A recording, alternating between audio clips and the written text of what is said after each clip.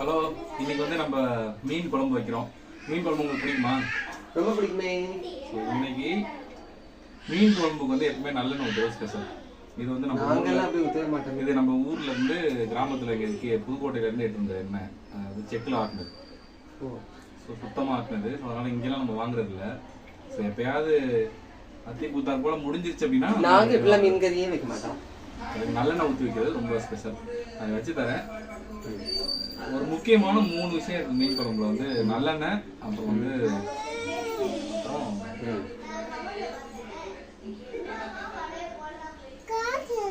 Okay நல்லெண்ணெய் ஊற்றியாச்சு.